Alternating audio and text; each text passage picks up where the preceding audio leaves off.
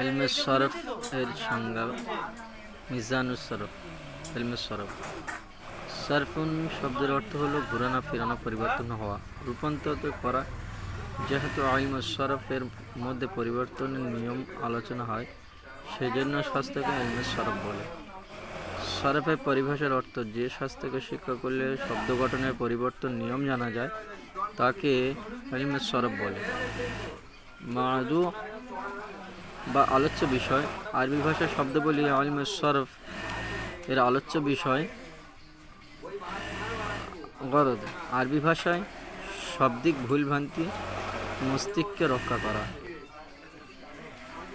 কালিমা, কালিমার সংজ্ঞা যে শব্দ মুফরদ অর্থাৎ একাধিক শব্দের যুক্ত রূপ হয়, যুক্ত রূপ নয় বা একক এবং অর্ধবোধক